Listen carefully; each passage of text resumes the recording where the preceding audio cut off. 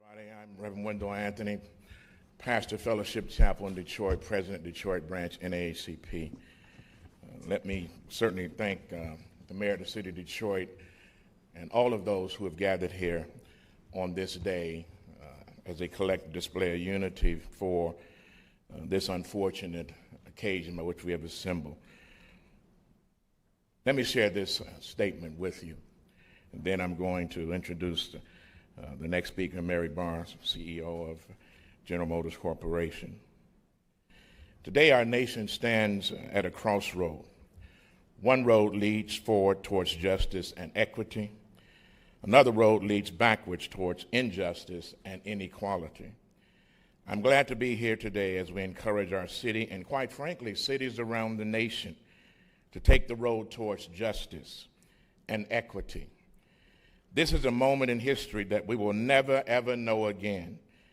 The moment is historic because I don't know of any other city in America where as many corporate leaders, 9+, representing over 600,000 employees, many of them who are, of course, African Americans, living in our neighborhoods around the nation, including the big three auto companies, coming together to speak out and affirm their commitment to justice.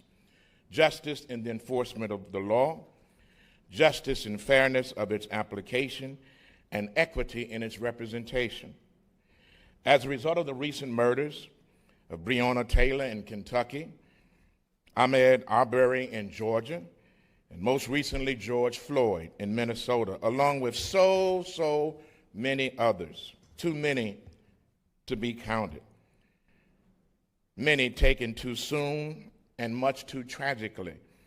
They have come to join with every other American who believes it is our responsibility to speak out against the racism and white supremacy and injustice that we are witnessing in our country. It is indeed unusual to have CEOs to stand up publicly and declare their solidarity with those who are peacefully marching, exercising their First Amendment rights to bring about change and accountability in the justice system. This is a unique moment because several of them have already issued letters or statements to their employees internally on the need for justice throughout our nation. They come further acknowledging that the coronavirus disease of 2020 has exposed even more the stark disparities that continue to exist in programs and policies within the African American community. These disparities, more often than not, lead to a tragic death and a disparate reduction in the quality of life for people of color already suffering too much poverty and too much pain. I suggested to the mayor of the city, and he quickly agreed and supported for them that we, while it is good to issue a statement internally, it is even more and better to stand together publicly and speak the truth to these issues. These are CEOs of Detroit's largest companies. Their speaking out means something for the nation. Their speaking out means something for the nation. It sets a tone for other CEOs in other states and in other cities. It is only typical of the city of Detroit, where we have always had a history of firsts.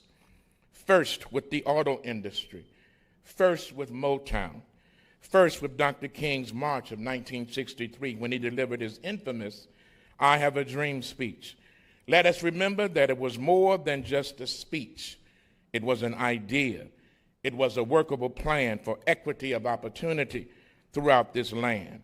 It was a plan where we should judge people not by the color of their skin, but by the content of their character. Well, the plan for justice and equity is still workable and is still in demand. Now, some will say these CEOs are just here for show, and it's not going to make a difference. I say how wrong you are. I say anytime people stand up for justice and truth, it does make a difference. I say it adds a new ingredient into the justice equation. When business leaders leave the corporate suite and connect with that which is positive and calling out from the street. I say, as Dr. King said, the time is always right to do what is right. This is the time. Following Dr. King's tragic death, finally, April 4th, 1968, President Lyndon Baines Johnson wrote a letter to the joint session of Congress. April 6th, Johnson said in his letter, "The tragedy should prompt all good men to look deeply into their hearts when the nation so urgently needs the healing balm of unity.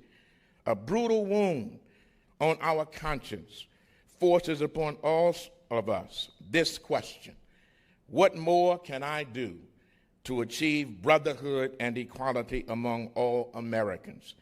These CEOs are here not only because they have chosen to respond to the pain and the anguish of injustice in the African American community today, but that they will remain committed to the roadway of justice and equity tomorrow. Let us now hear from Detroit's corporate leadership, beginning with Mary Barra, Chairman and CEO of the General Motors Corporation. Ms. Barra.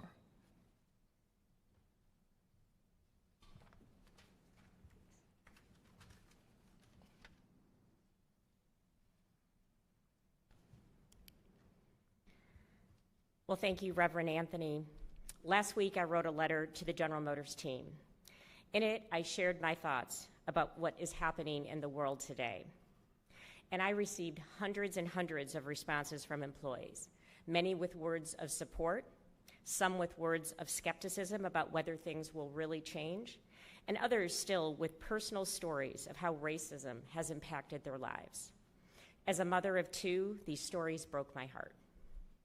At GM, we aspire to be the most inclusive company in the world, and our hope is that every company will do the same. I know the corporate leaders who stand behind me completely agree with this goal. And while there might not be a precise roadmap for how it will happen, that's not an excuse to not work on it and to not try.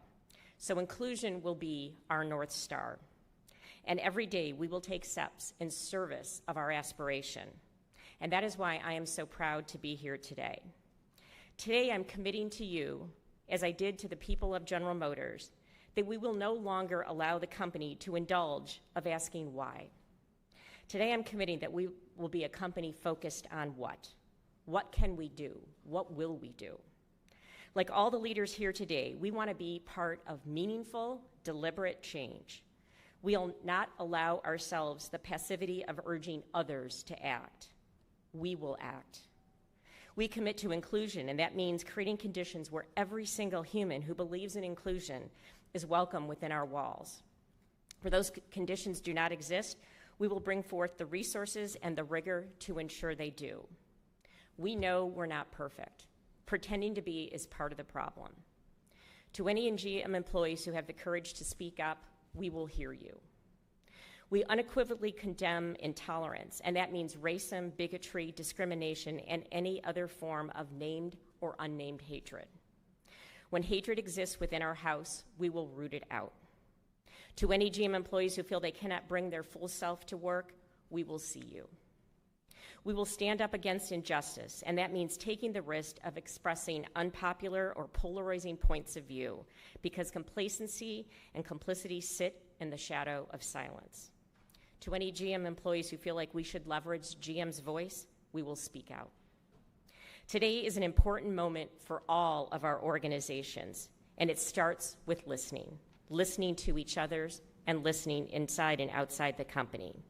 Because awareness leads to dialogue, dialogue leads to understanding, and understanding leads to change. So thank you for the opportunity to speak. And I now would like to introduce Bill Ford, Executive Chairman of the Ford Motor Company.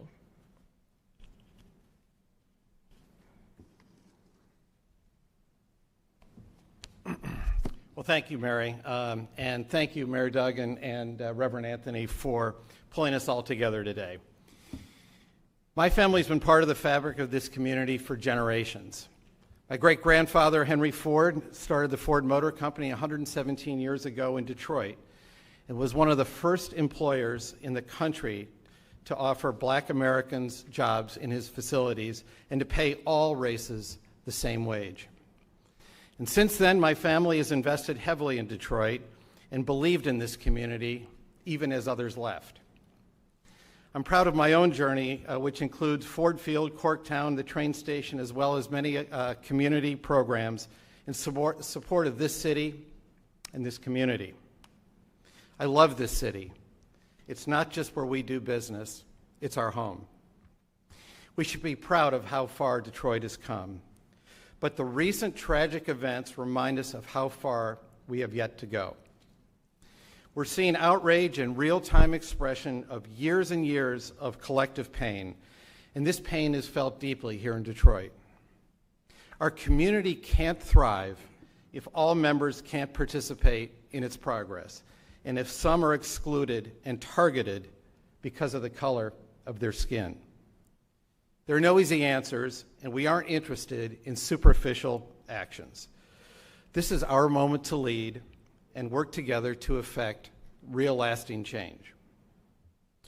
At Ford, we're committed to listen, to engage with leaders, to build a city, a state, and a country that provides access for all, and to eliminate the fear that far too many African American members face each day.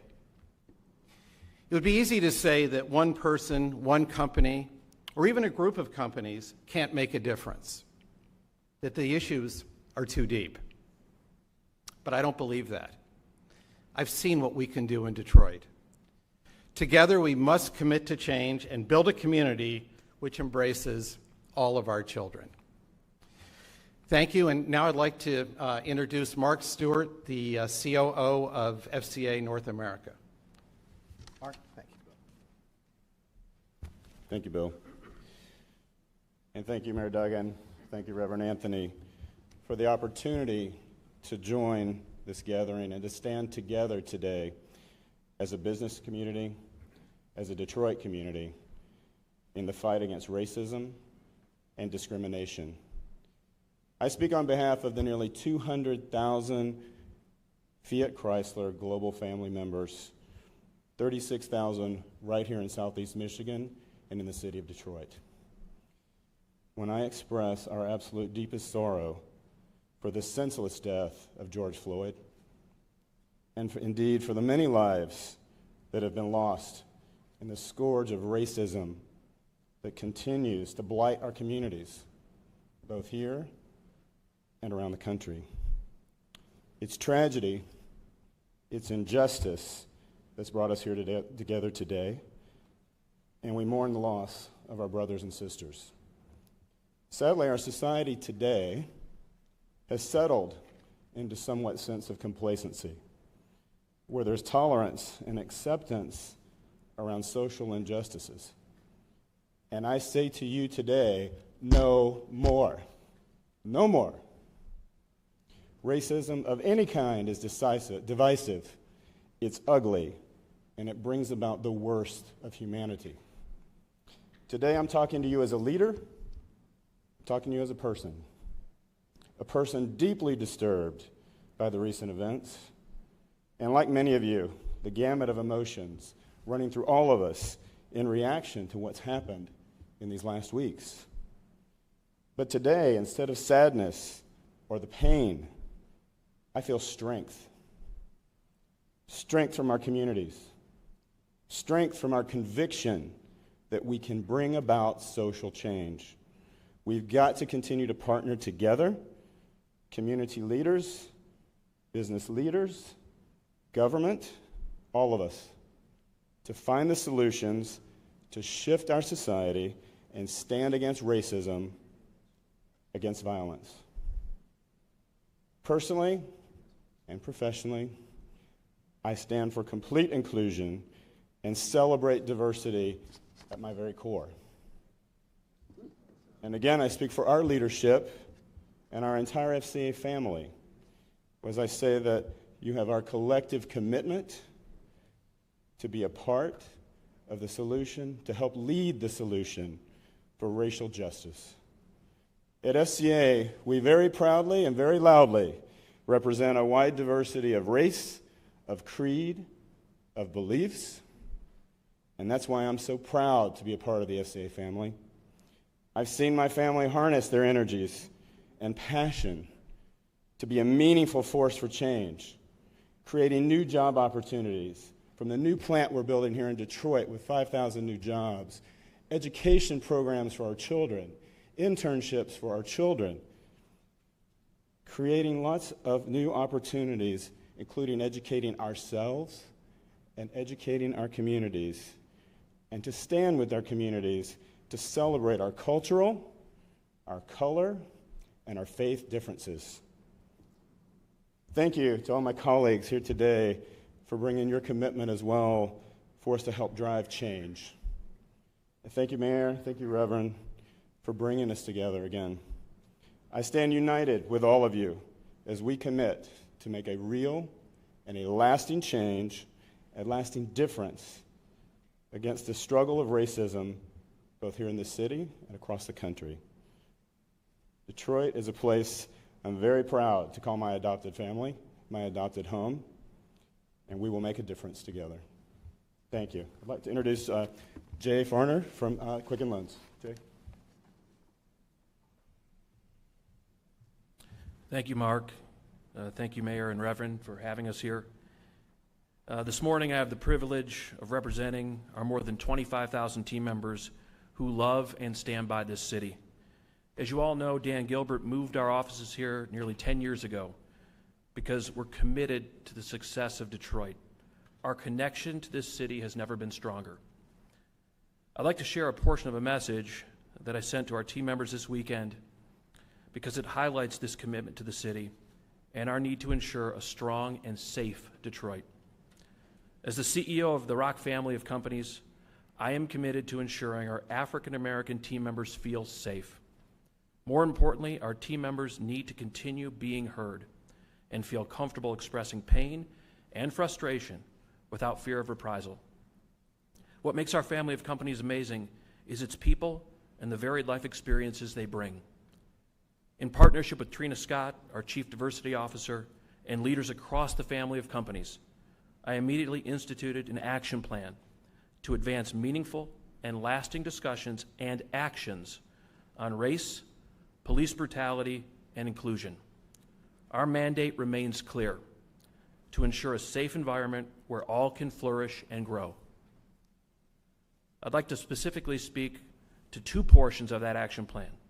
First, regarding the Detroit Police Department.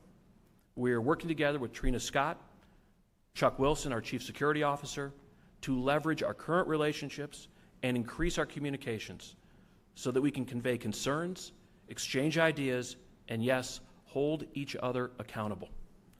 We're also hopeful to set a date for a town hall for our family of companies, where our team members can meet with the DPD and share views, including opportunities and challenges. I've asked our government affairs team to connect the concerns of our team members with the government agencies that we work with and use our voice to advocate in the support of equality at all governmental levels. Again, I want to thank all of the leaders here on stage. I cannot express how strongly I personally feel on this matter. Our great city depends on all of us, everyone who's committed to our community. This is something we can only successfully address if we stand together. And now I'd like to introduce Wright Lassiter, President and CEO of Henry Ford Health Systems.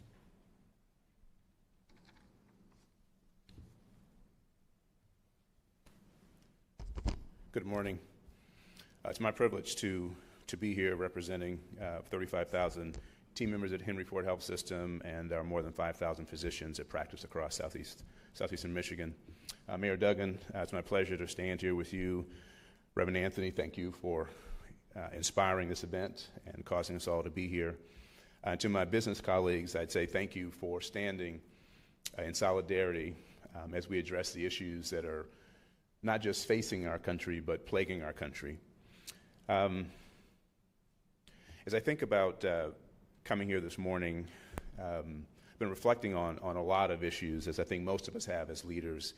And I would just start out with this. As we watch the tragic and traumatic events that have taken place across our country in the last few months, it's challenging to adequately put into words the emotions, the anger, the anguish, and the exasperation that people are feeling, including myself. As a relative newcomer to Detroit, I was not here in 1967.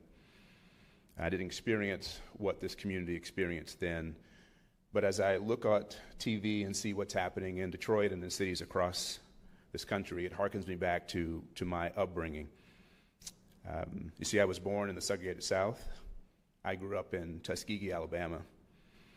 And from the early mid-1960s through the 1970s, I was raised in the hotbed of the civil rights movement. My parents participated in the 1965 Selma March.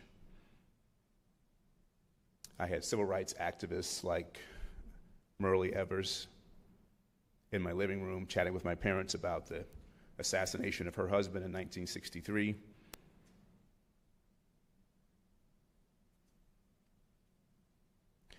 And as I reflect on that, I was too young to understand.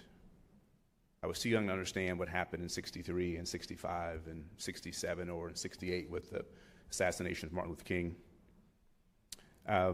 But as I think about how we've arrived at this moment, in my humble opinion, the ideology of this fractured state that we're existing, it comes down to two things: intolerance and indifference.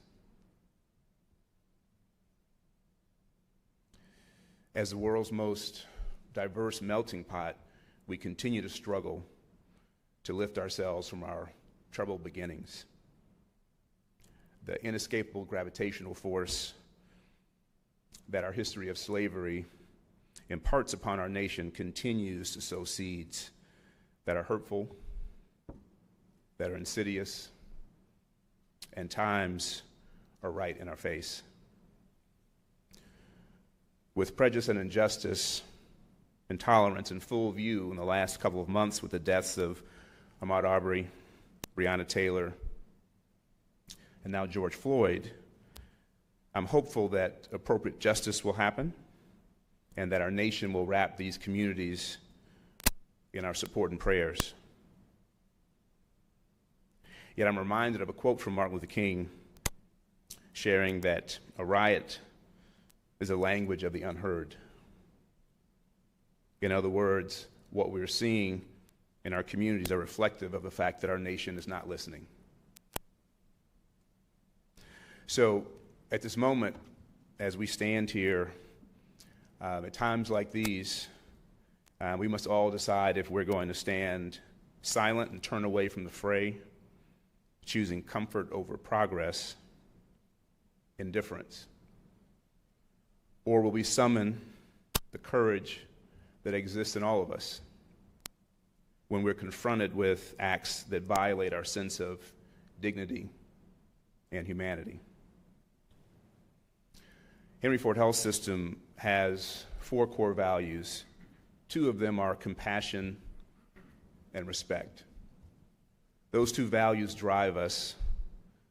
Those 2 values have us mourning for the losses that we see across our country, has us angry for the actions that are occurring too frequently in our communities, and it has us even more forthright in saying that we will not stand for injustice or intolerance or disparities in healthcare or disparities, period. We know that our organization, like all the ones standing here, aren't perfect. We understand, however, that no matter what we've been doing throughout our history, we can and we will do more.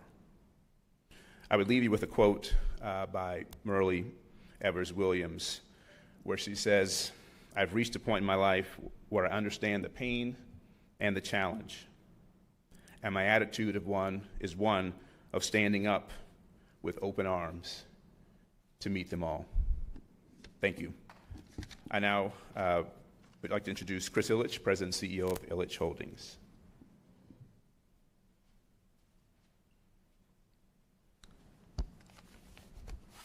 All right, thank you, Wright. Today, we stand together to champion equality, justice, and respect for the African American community. And I'm proud to stand with those who support diversity and inclusion and condemn hatred and racism, prejudice, and violence. I want to join in thanking Mayor Duggan and Reverend Anthony for bringing us together. No doubt, these have been difficult days. We all mourn the tragic and all too common loss of African American lives. We are saddened, we are troubled, we are angry. But anger is not enough. We have a moral obligation to meet intolerance and injustice with action and resolve. We need to peacefully and productively channel our grief and shared sense of decency into lasting and positive change. The strength of this city lies in the spirit of this city and in the grace and the goodwill of its people. It lies in our ability to rally, to rise, and to demand better. Like all of you, I love this city. It's why my parents moved our headquarters here, and it's why we've grown our businesses here. We are proud and privileged to call Detroit home. But with that comes responsibility, a responsibility to help lead and uplift the community in times like this. And that's what today is all about. Collectively acknowledging the systemic issues facing the African American community and collectively demanding and helping to deliver meaningful solutions. It's not enough to simply stand here and talk. Now is the time for us to act. To the African American community, let me say, we see and hear you, we respect you, we stand with you. Thank you. And now I'd like to introduce our next speaker, Dan Lepp, President and CEO of Blue Cross Blue Shield of Michigan. Thank you. Thanks, Chris. Reverend Anthony, Mayor, thank you for the invitation. Over the last 4 or 5 months, 6 months, there's been a lot going on. We at Blue Cross have been from the beginning involved in the health disparities issue and have been working hard to try to get it out in the public. Well, unfortunately, with COVID, if anybody doesn't think that there are health disparities in Michigan and America, they're blind. They're blind to the truth. And I've been talking to our colleagues at Blue Cross. We, like many others, have sent messages and open letters to our colleagues at Blue Cross. And I've had hundreds of conversations over the last since this played out, and especially with my colleagues of color. And people are tired. They're tired of people dying, whether it's COVID or on the streets. They're mad. They're afraid. And I think, one of the most poignant conversations, and it was about 4 or 5 of them, and it was basically the same conversation, where it was different ages of in most cases, it was women of color, of saying that they dread having had to have had the talk when they had it. And now they dread that they're going to have to do it again, even though they know it's a must and they have to do it. But they're going to have that same talk with their grandson and their granddaughter. That's got to stop. And I think what you see up here today is a good start. But it's all about action. And I think I have been CEO of Blue Cross for 15 years, was born and raised in the city. And I have never seen a group of people more committed to doing something. And I hope that what comes out of this, besides action, is that we actually get to a metric where you don't have to have the talk. That's a very tall order. But if we eradicate injustice, and there is justice for all, both black and white, maybe there'll be a time where you don't have to have that talk. And so we're going to work strong, and I'm hoping that this message goes out to the corporate community across America, because it's not only Detroit and, of course, worldwide companies that are represented here, but it's got to happen across America and across the world, and we're certainly committed to do that. So thank you, and now it's my pleasure to introduce Jerry Anderson, Executive Chairman of DTE Energy.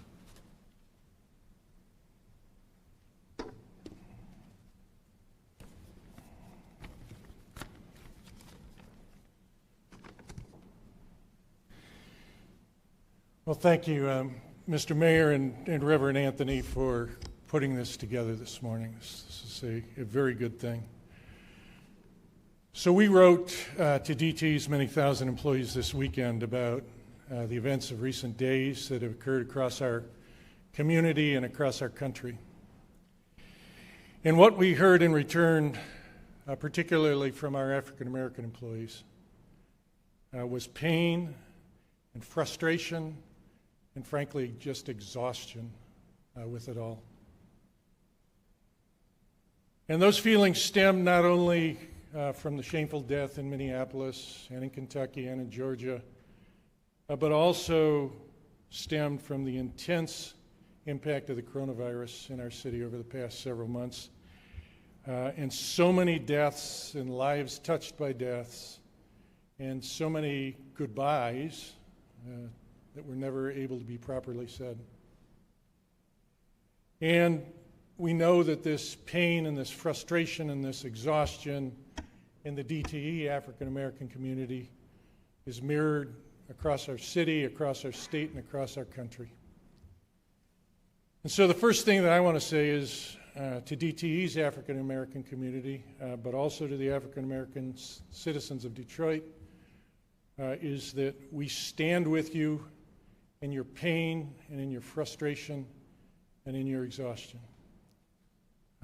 When any among us are demeaned or denied basic human rights, we're all dehumanized. And it's only by standing with those who are demeaned that we have a chance of regaining some measure of our humanity. But after the pain and the protests pass, we're going to need persistence.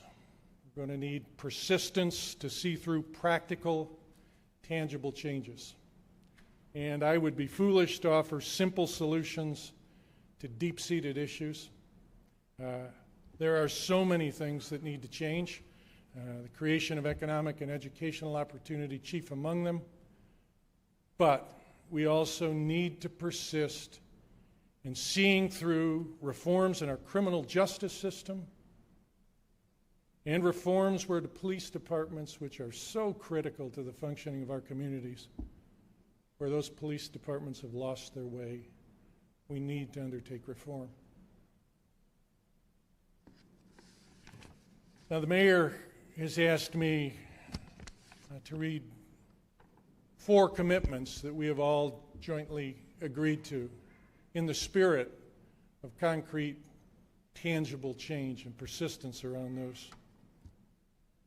First, we commit ourselves and our companies to reject and work to eliminate all forms of bias, racism, sexism, violence within our communities and within our companies.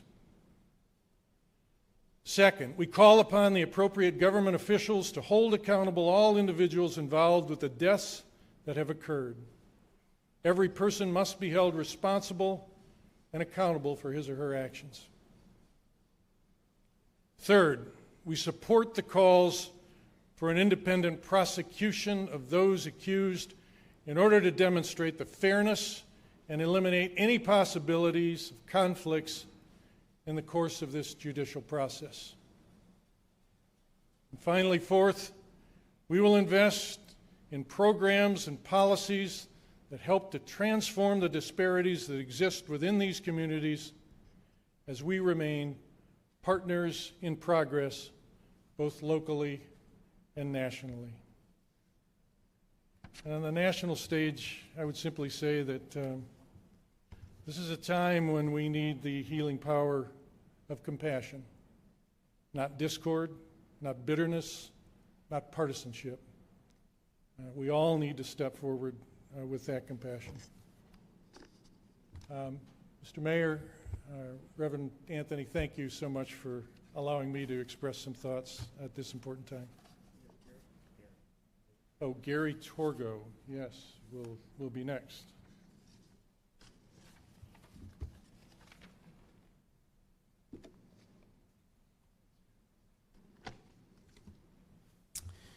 Mayor Duggan, thank you for including us. Reverend Anthony, for your leadership. I am honored to represent the thousands of team members of TCF Bank, the largest headquartered bank in the state of Michigan and headquartered here in the city of Detroit. For all its greatness, America is a nation founded on the Bill of Rights, but long plagued by what NAACP co-founder W.E.B. Du Bois called the color line. He coined that phrase in 1903 to connect America's institutions of slavery to its enduring shame. We stand here today because Du Bois' color line tragically still remains. As our friend and leader, the Reverend Wendell Anthony, reminds me often, every citizen has a stake in this reality. We are here today to make our best efforts once and for all to change that reality because it demands it of all of us. It starts with the great men and women joining us today here, great civic and business leaders who left the comfort and privilege of corner offices to condemn the history of bigotry and police brutality that stains the soul of this country. For far too long, there have been men and women of power who deny the truth of racism. Not today and not anymore. George Floyd is the latest tragedy in a centuries-long line of African Americans to suffer violent deaths at the hands of police officers. They were victims of a law enforcement system that truly produces legions of dedicated public servants, but unfortunately also shields murderers in their midst. I was in my office when I saw the alarming headline on TV. It said, "Warning, the contents of this video may be disturbing." You've all seen the video. It's horrific and sickening. A white police officer plunged his knee into the neck of Mr. Floyd and kept it there for 9 minutes. 9 minutes. Passerbys videotaped it, unable to save Mr. Floyd from the grisly clutches as he said, "I can't breathe. I can't breathe." We do believe that most police officers in this country are exceptional, dedicated public servants, and we owe all of them our eternal gratitude. But there are still, unfortunately, some who use their badges as a license to do and cause harm. We stand here today to drive a stake in that reality. We condemn Mr. Floyd's violent murder, and we share the grief and fear and anger of our community. Our hearts go out to the men and women who have endured the pain and suffering of bigotry. We unite together in rejecting all forms of bias and racism and violence in our workplaces and in our communities. Our purpose calls on us to strengthen businesses and individuals, and especially in times of tragedy, to help those who are hurting the most. We will double down on our purposeful engagement with our cities and neighborhoods, especially where peaceful protests were interrupted by agitators seeking unrest and destruction. The corporate citizens that I stand here with today understand fully that a company is only as healthy as the community it serves. Our American community is hurting. In the cities and towns where we serve, especially in our beloved hometown of Detroit, we will and must champion causes supporting social justice because, Reverend Anthony, you are absolutely right. Every citizen, every one of us, has a stake in the harsh reality that is life for minorities in America. Together we will endeavor to consign the color line to the ash heap of history. For all its faults, America is a community of great people, ever striving to be better and to form a more perfect union. Together we can make every citizen truly equal under the law because we were all created equal by our Creator in heaven. Thank you for letting me be here today. It is my great pleasure to introduce the leader of the City of Detroit, Mayor Mike Duggan.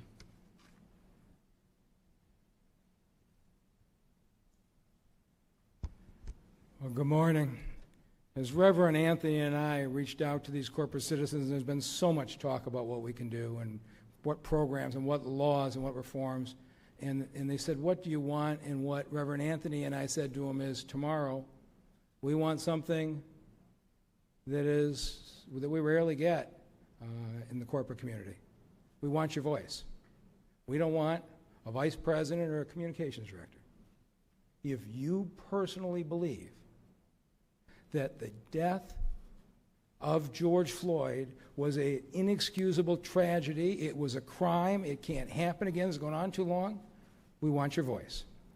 And as Reverend Anthony said at the beginning, you may wonder what is so unique about this, except it hasn't happened. I just think about 20 years ago. 20 years ago today, I was running for Wayne County prosecutor in the year 2000. And one of the main things I talked about was that in 2000, the Detroit Police Department had the highest rate of shootings of citizens of any police department in the country. And longtime Detroiters all remember the name Eugene Brown, a police officer who in 6 years was involved in 9 shootings, killed 3 people, and never had a charge brought against him. In each case, he was investigated by the Detroit Police Department, who found his actions justified.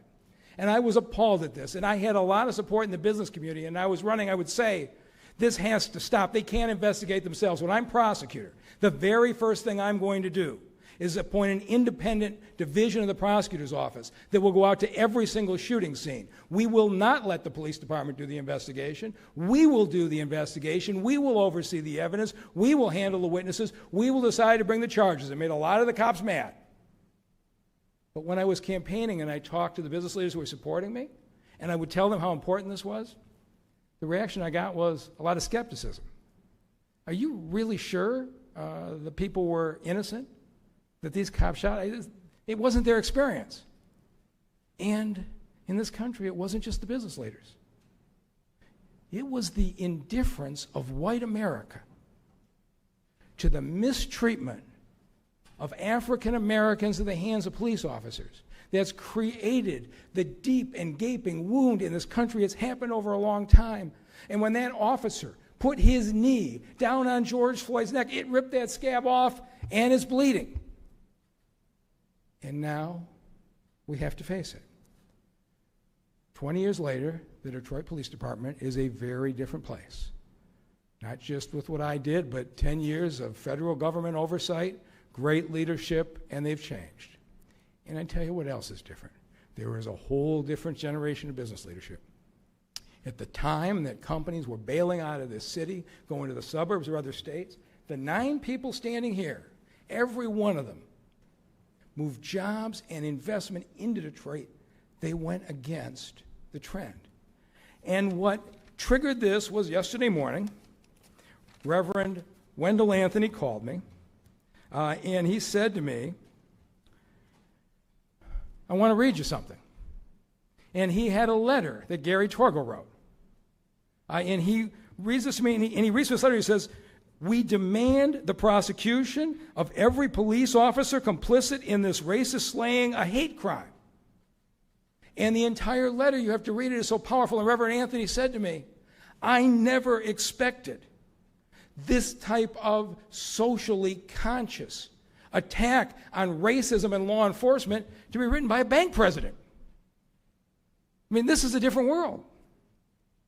And I said, Reverend, I was just reading a letter from Bill Ford and Jim Hackett to the Ford Motor Company employees.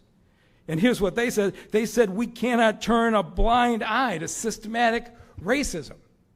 They're speaking out. And let me read you what Mary Barr just sent to the GM employees. I didn't know she had this eloquence, but it is phenomenal if you haven't read it. But she wrote about how she was impatient and disgusted with the lack of progress in the treatment of our black citizens in the hand of law enforcement. And she said, as she repeated today, complacency and complicity sit in the shadow of silence, a call from the leaders of this company. And Reverend Anthony says, this is an historic moment. For all the years that African Americans' rights have been violated by a police department, we have not had the white leadership of this country step up and make it their issue.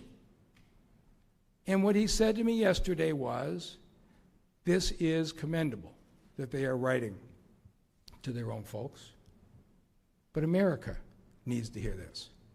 The business leaders and the executives in New York and Los Angeles and Boston, Philadelphia and Los Angeles, all across the country, need to understand that they have to be a part of the change, that their voices and influence in their city halls, in their state governments, and the federal government have got to be heard. And Reverend Anthony said to me, it'll never work with a collection of emails. He said, do you think there's any chance that you could get 2 or 3 of them to stand together and make clear their personal commitment? And I said, I don't know. And so I started calling yesterday afternoon. Now, you're talking about corporate leaders who are dealing with companies in a terrible recession. They have a lot of pressures. I made 9 phone calls to our 9 biggest employers, and the CEOs of every single one showed up here today. We aren't here today with the final solutions.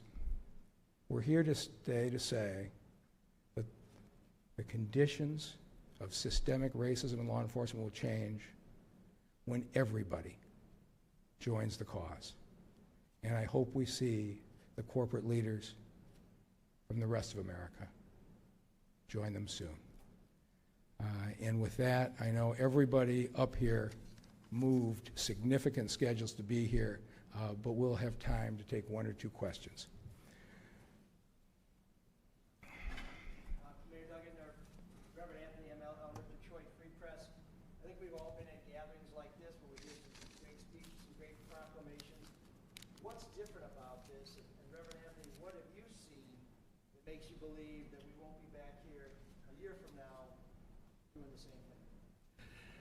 Thanks, ML. First of all, I don't remember seeing nothing like this. I don't remember ever seeing corporate leaders, at least in my generation, coming together like this for this issue. This issue has been such a wrenching one that everybody feels compelled. And it is important for, and I'm glad you asked that question, it's important for white America to hear from white America. It's important for the business community to engage in. They're citizens too. They have a stake in this. And so other people listen to people that they know that are like them. And they can make a difference in law enforcement. They can make a difference with our legislative bodies. They can make a difference in the halls of Congress and in the halls of the White House, whoever happens to be there, because these are voices that people listen to. And it's important for folk in the community to understand that their leaders in the corporate suites also are human beings, and they feel this stuff. There are certain tangible things that can come out of this. Number one, hold people accountable for their misdeeds. That's what they're saying. Everybody who's involved in that situation should be held accountable. That's important. In addition to that, we want to make sure that police departments, where they have the rogue cops, not all of them, but where there are rogue police officers, are held accountable. There should be community policing. There should be police review boards. Follow the tenets that we already have. We already have a blueprint. It's called the 21st Century Task Force Police Report on Police Commissions and police community policing. Use it. We can go back to the Kerner Report in 1967. Blueprint. We have not listened to it. We have not utilized it. Implement it. They can insist upon that. Appoint people who are next to you that are going to be sensitive to the issues around the community. Diversity, inclusion, which they're talking about. I don't believe that it's going to be like it is now. This is too important for them to go back and for us to go back and to do nothing.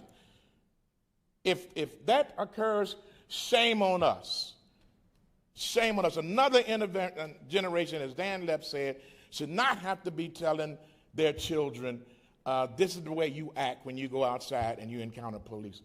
I should not have to run from the police. I should be able to run to them. Let me make it real simple. Stop killing black people. It's just that simple. Stop it. Take them to jail if they've done something wrong. Put them before the judge and the court. Let them make a decision. Let them do time. Don't let them do death. You are not the judge, the jury, and the executioner. And good cops have got to extract and point out the bad ones. It's real simple. This is not difficult. And I'm just glad, as the mayor's indicated, that these, because a lot of them, keep in mind, ML, I have people in the community that are going to say, well, you're going corporate now. That's why I didn't wear a suit like they got on, because, I mean, so that I can relate. But I know they have people and business people that's not going to like this, that's going to differ with this. So we all have a stake in this. But as Dr. King said, the time is always right to do what is right. This is right. Okay, time for one more question. Anybody else? All right, thank you very much for being here. If anybody wants to stay and ask me things unrelated to this, I'll stay around for a few minutes. Thank you all for being here. Thank you, Roger. All right, thank you guys.